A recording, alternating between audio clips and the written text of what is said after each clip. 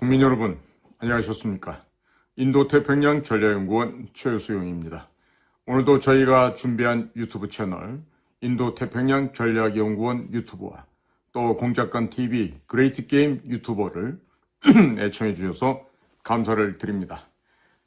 오늘은 2025년 5월 11일 일요일입니다.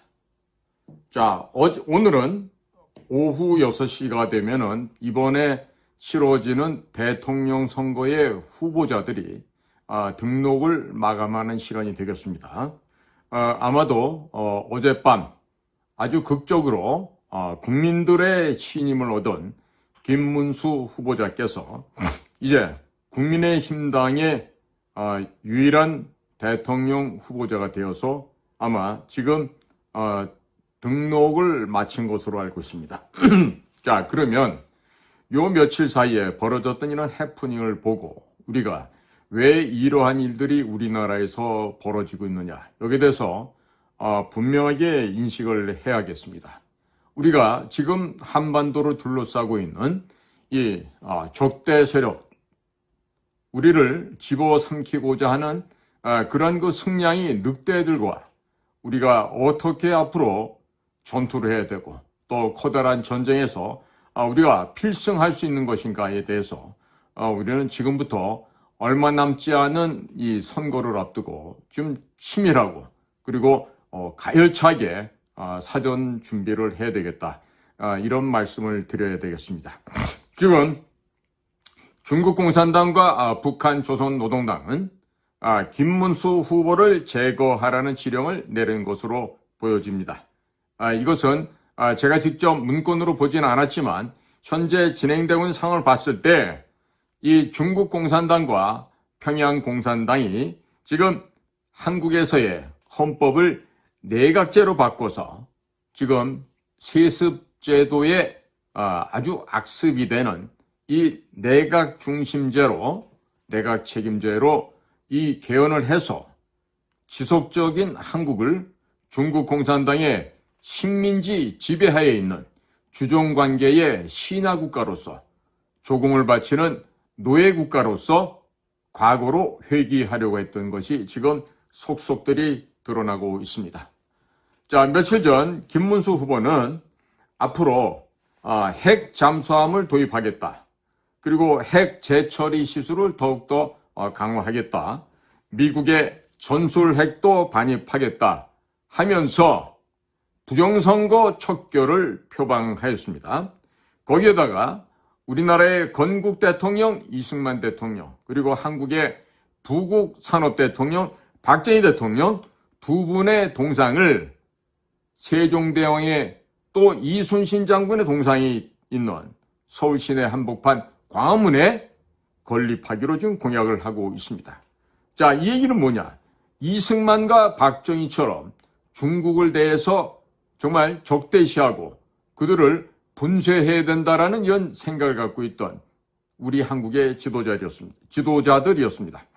지금 리틀 박정희다, 이런 그 별명까지 듣게 된 김문수 후보가 대통령이 되게 된다면 미국과 더욱더 깊고 공고한 혈맹 관계가 유지될 뿐만 아니라 양국 간의 기술을 서로 교환하고 또 필요한 곳에 자원을 개발하면서 더욱더 한미 간의 이 혈맹 관계는 공고하게 될 것이고, 시간이 지나면 지날수록 대한민국의 국력은 더욱더 강성해져서 미국 다음으로 전 세계를 이끌어가는 그러한 명실상부한 지도국이 될 것이 분명해지고 있습니다.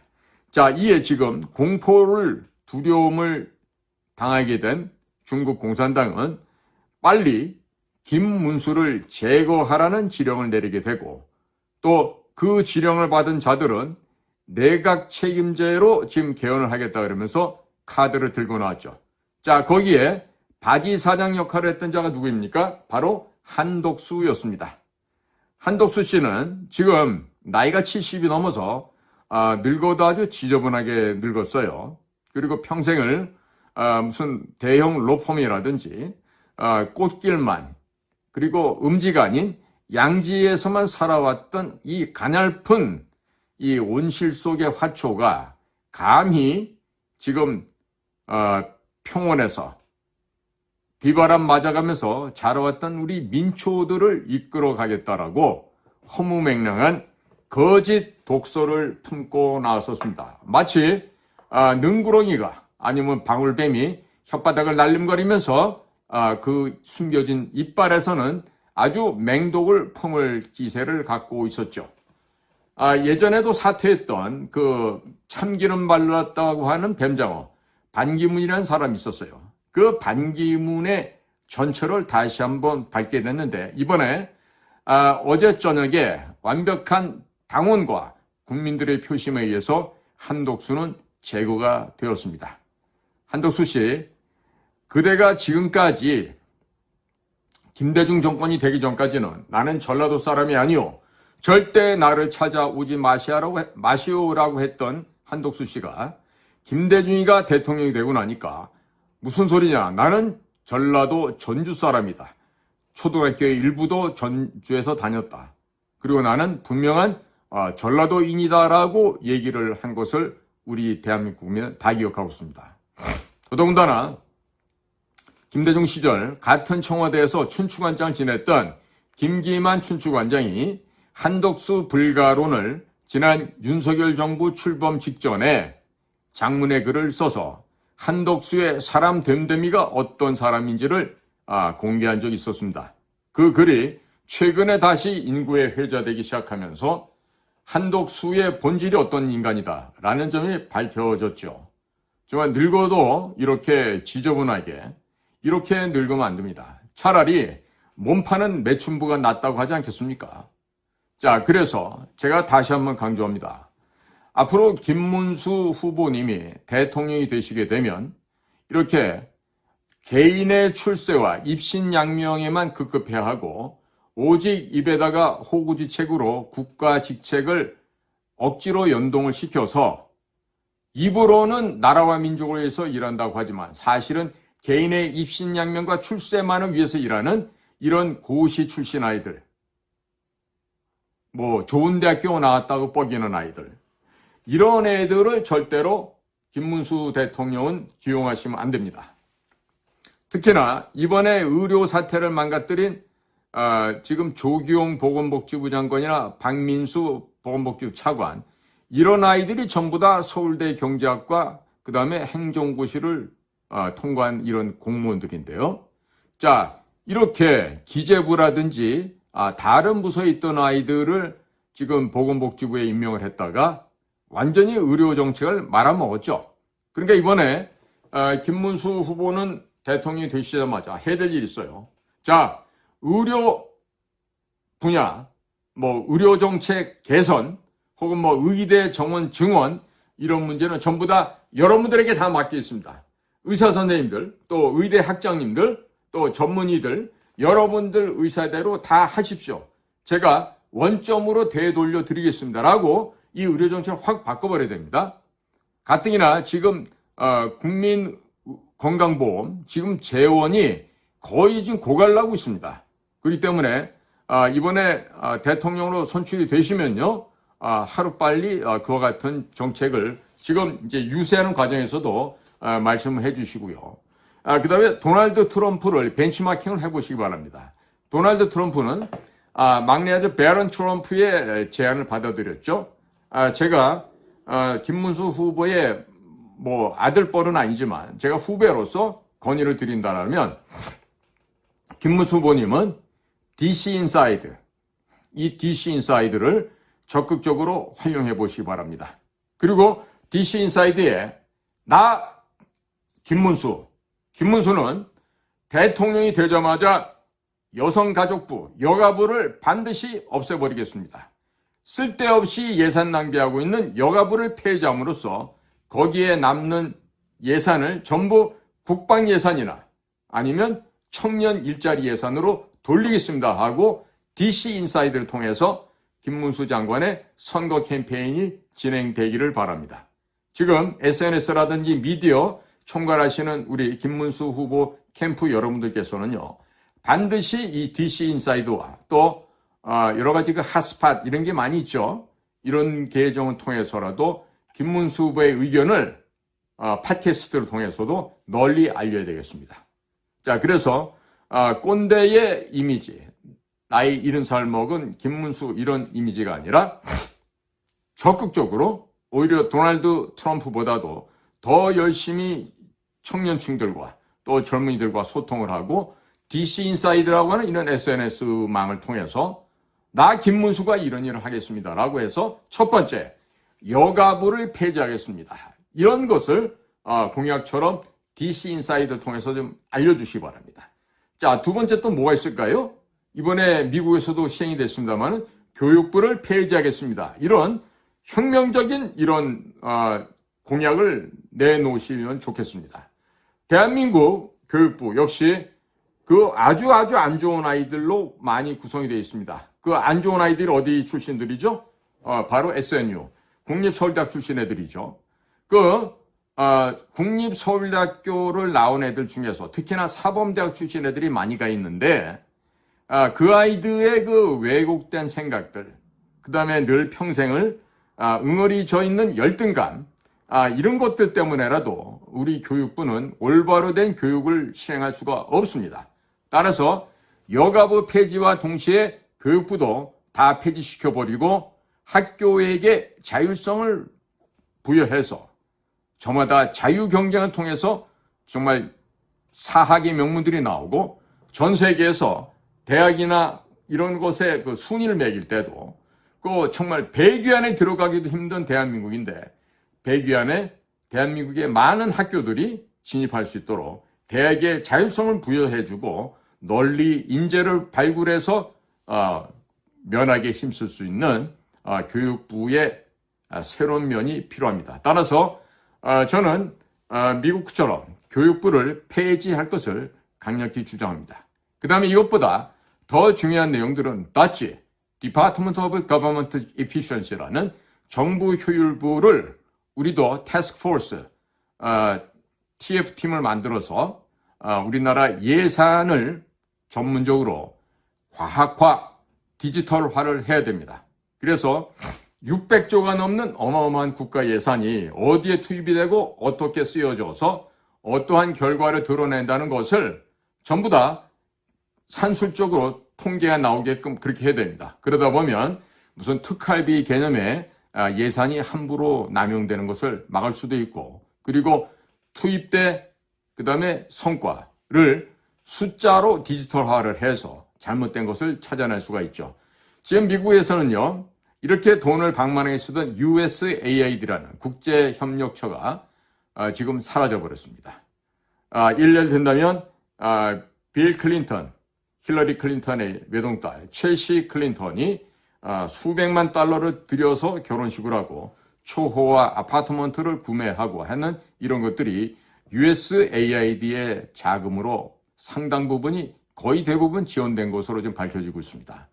게다가 지금 정치인들에 대해서 정치인들의 수입 대비 재산 현재의 보유량을 따져보니까 평생 단 1센트도 안 쓰고 끌어모았다 해도 그 자산을 만들 수가 없는데 그 몇백 배, 몇천 배의 자산과 재산을 갖고 있는 이런 정치인들, 내부자 정보를 활용해서 주식 투자를 했다거나 아니면 뇌물을 받았거나 여러 가지 부정부패가 많죠. 이런 것을 지금 다 조사해서 정치인들도 끝장을 내버리겠다는 얘기를 하고 있습니다. 따라서 미국에 종속된 대한민국은 결코 아닙니다만은 미국이라는 현재 세계 최강의 국가가 시행하고 있는 정부 효율부라고 하는 이 좋은 제도를 우리도 받아들여야 하겠습니다. 이걸 받아들이게 되면요, 검찰, 경찰, 예산 우리가 굳이 더 늘리지 않는다 하더라도 쓸 돈이 많이 나올 것입니다. 그리고 쓸데없이 자리에 앉아서 밥 먹고 잠자는 애들 있죠. 있으나 마나한 애들이요.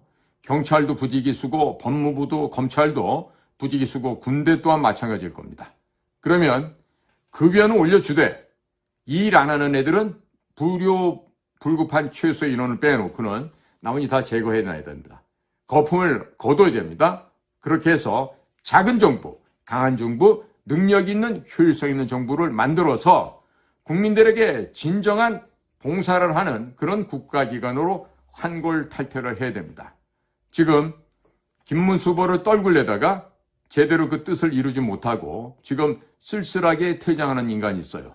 중국의 첩자 바로 권영세, 권성동입니다. 권성동이는 지나간 과거 박근혜 대통령을 파면시켜야 된다고 당시 국회 법사위원장을 하던 권성동이가 눈물까지 흘려가면서 악어의 눈물을 흘렸던 거 기억들 하고 계시죠? 자, 이런 자들을 이제는 국회가 아니라 우리나라 사회에서 없애버려야 됩니다. 권영세, 중국의 첩자나 마찬가지죠. 가족 사업을 거두는 과정에서 마이너스 적자를 보는 것이 정상일 텐데 오히려 200억 이상을 벌어들였다는 얘기는 중국의 안전부나 중국의 통전부 아니면 중국 죄송합니다.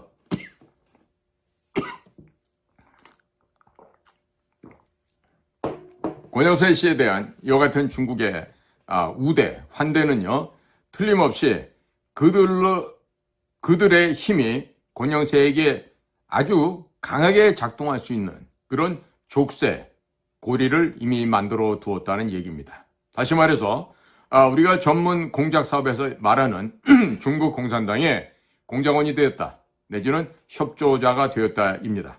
자발적이든 비자발적이든 간에 그들과 즉 중국 공산당과 권영세 사이에는 뭔가가 지금 묶여 있는 거죠. 예를 들어서 중국 공산당의 지시대로 권영세가 움직이지 않는다? 그러면 권영세의 추잡스러운 과거가 들춰날 것입니다. 그 과거가 들춰나면 거기에 대해서 권영세는 꼼짝 못하고 당할 수밖에 없죠. 자, 그러니까 지금 현재 중국 공산당에서 가장 두려움을 느끼는 상대가 누구다? 바로 김문수입니다. 자, 청렴하고 건전하게 살아왔던 김문수 같은 자가 대통령이 된다. 이렇게 됐을 때는 너무너무 두려운 거예요. 미국과 더욱더 친해질 뿐만 아니라 대한민국의 부패, 부정의 이 고인 썩은 물들이 깨끗한 물로 바뀌게 되겠죠. 거기에다가 핵을 우리가 직접 보이는 안 하더라도 미국의 전술핵을 들여오고 미국의 핵잠수함 들어오게 하고 항시 한반도 주변에 배치될 수 있게 한다라면 중국은 목이 졸려지는 겁니다. 거기에다가 지금 부정선거를 척결하는 데 있어서 사전투표제를 완벽하게 척결해 나가겠다는 김문수 후보의 강한 지금 의지가 담겨 있습니다. 이 얘기는 거꾸로 본다면 중국이 한국에 간섭하고 한국이라는 인터넷 환경을 통해서 전 세계 국가들에 대한 친중화 작업, 1대1로 작업을 통해서 중국의 휘할, 중국의 영향권 아예 두려고 하는 그러한 친중 정권 수립이 영원토록 불가능하게 될 것입니다. 자, 지금 두려움과 공포에 떨고 있는 중국 공산당, 곧 죽을 날이 며칠 남지 않았습니다. 그런데 이와 같은 중국 공산당의 지령을 받아서 이번에 김문수 후보를 한독수로 교체하려고 했던 이 지금 무리한 짓을 했던 친중 이 전범들이 있는 거예요. 이 친중 전범이 바로 권영세, 권성동 같은 소위 쌍권이라고 하는 이자들이죠. 그런데 이자는 누구들보다도 지금 4선, 5선을 넘게 하면서 선거를 어떻게 한다, 어떻게 하면 선거법 위반이 된다, 이걸 다 알고 있어요. 그런데도 불구하고 한독수, 권영세, 권성동이는요, 그리고 국민의힘 사무처 이양수 이런 자들은 지금 공직선거법을 위반해 가면서 이게 지금 한독수를 교체하는 것입니다. 이들은 명백한 선거법 위반을 했습니다. 자, 그래서 이번 선거가 끝나자마자 반권영세, 반권성동, 반한독수 세력들이 지금 국민의힘 당 안에는 많이 있을 거예요.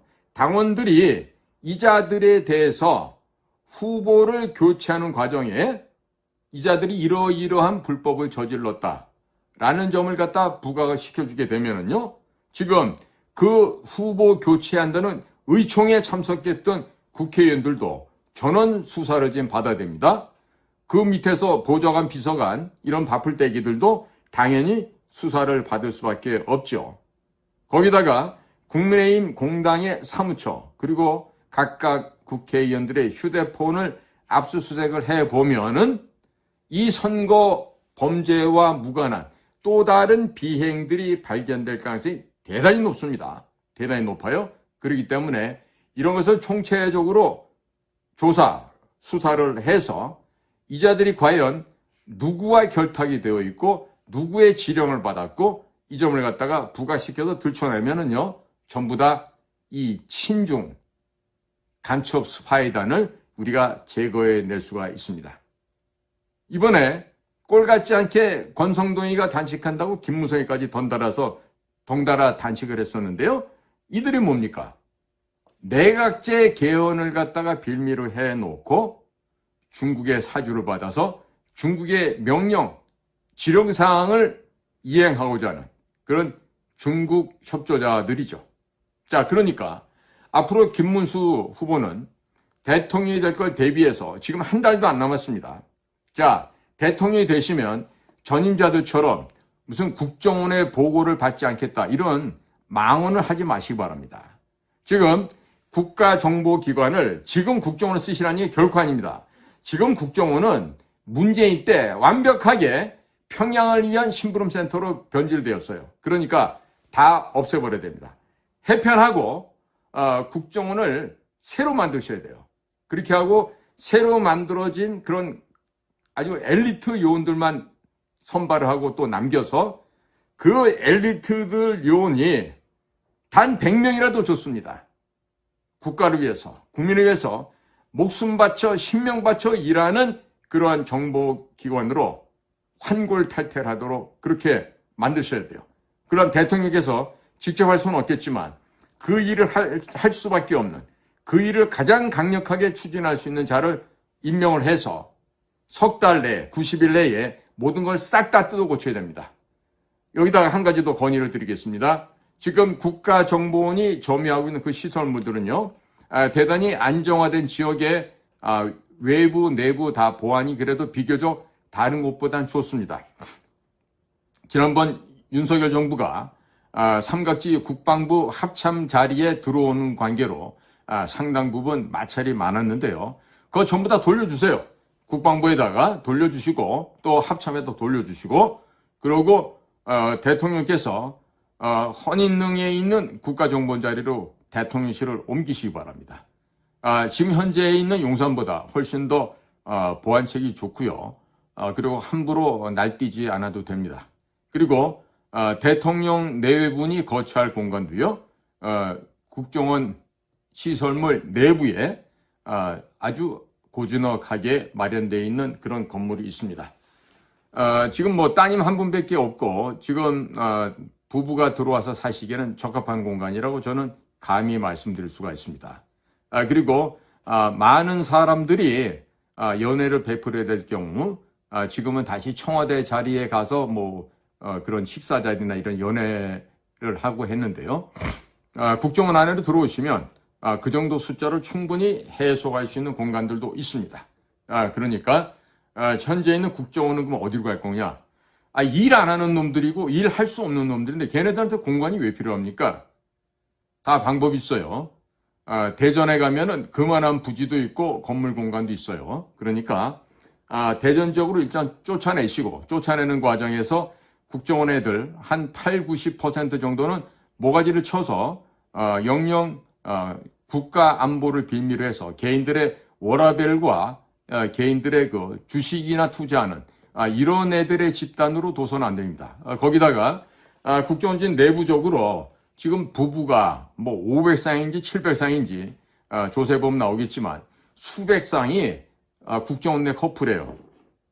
그러면 국정원 애들 일 안 하고 소위 말해서 성관계 하러 그 회사 다니는지 모를 정도로 좀 이상한 문화가 돼버렸어요. 거기다가 워킹 라이프 밸런스라고 하는 이 워라밸을 추구한다는데 이것들이 일을 해야 될 순간에는 워라밸 얘기를 안 하면서 꼭 자빠져서 놀려고 한다면 워라밸 얘기를 한다는 거죠. 그러니까 일 안 하는 자 먹지도 말라는 말 있죠. 자, 그러니까 미국의 존 레클래프 CIA 국장이 이번에 새로 부임하면서 얘기를 했죠. 여보게들 8개월치 월급 줄 테니까 다들 나가시게 해서 전임 조 바이든 정부에서 썩을 대로 썩어 빠진 CIA를 개혁하기 시작했습니다. 자, 8개월치를 준다 해도 안 나가죠? 그럼 그 다음에 나오는 조치가 뭡니까? 강제로 퇴출입니다. 그때 되면은 그런 베네핏이 될 만한 그런 추가적인 것도 없게 되겠죠. 그러니까 우리나라 국정원은 더러운 이름, 국립정신병원의 줄임말인 국정원이라는 걸 없애버리고 소위 말해서 National Intelligence Agency, 예? NIS 똑같이 해도요. 지금은 NIS라고 해서 National Intelligence Service라고 지금 되어 있는데요. 이거는 National Intelligence Agency 뭐 이런 식으로 바꾸든지 해야 되겠죠. 그러죠?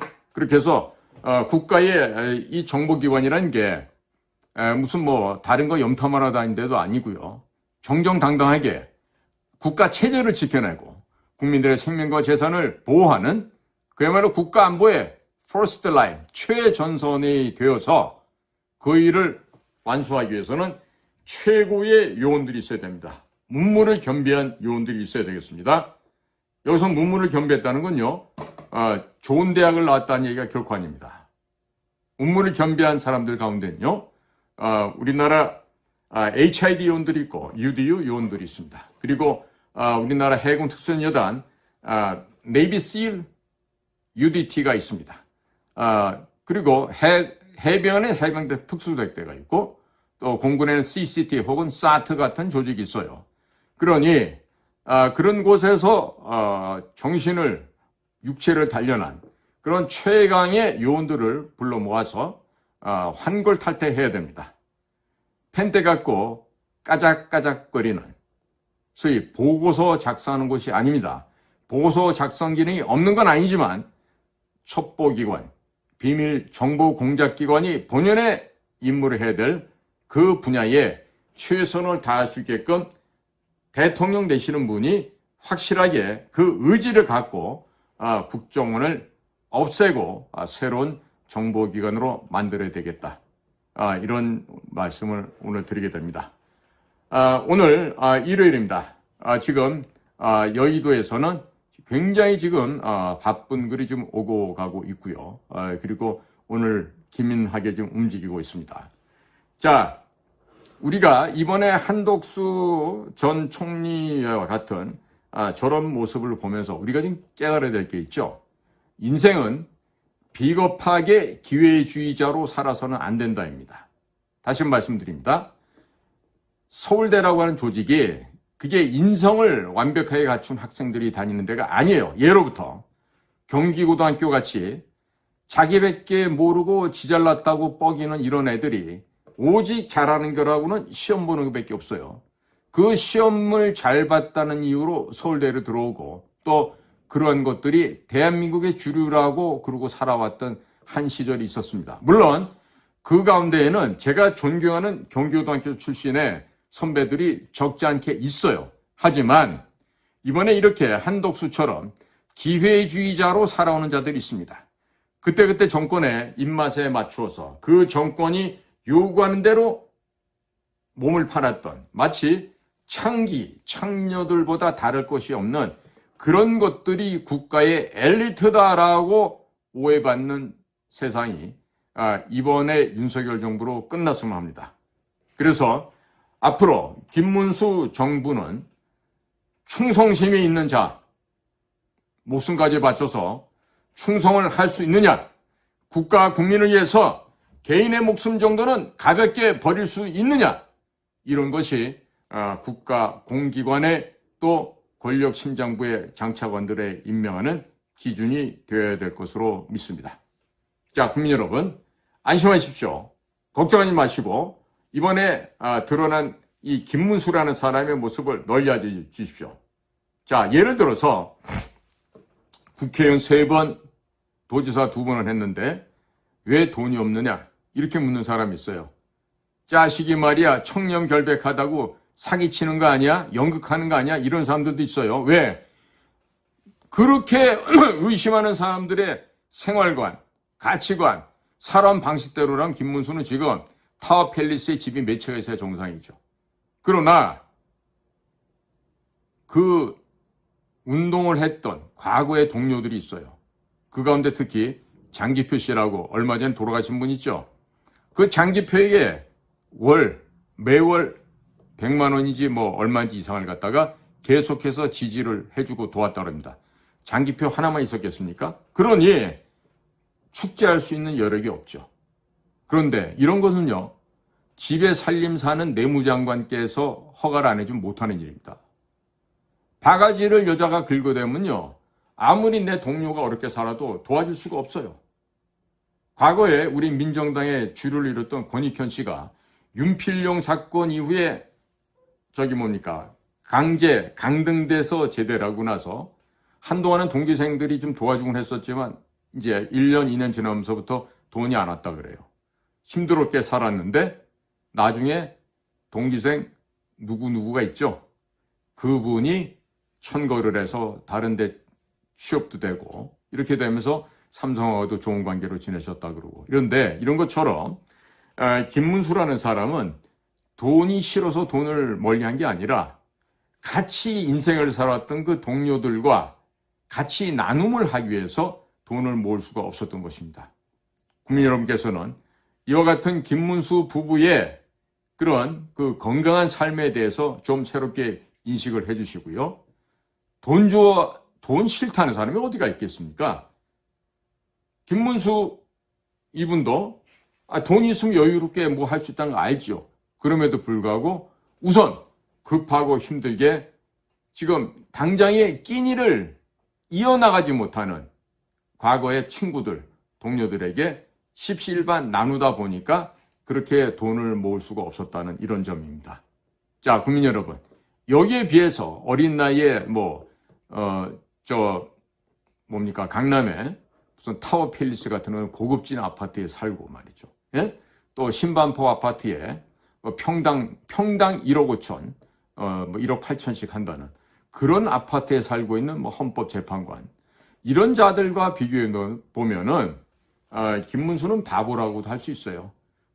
그런 자들보다 지적 능력이 전혀 떨어지진 않습니다. 똑같은 본고사 때 시험을 봐서 서울상대 경영학과로 왔던 김문수였지만 그의 생각과 그의 가치관은 어렵게 사는 우리의 동료 국민들과 같이 살자라는 아주 단순하면서도 아주 바람직한 그런 자세를 유지했던 것이죠.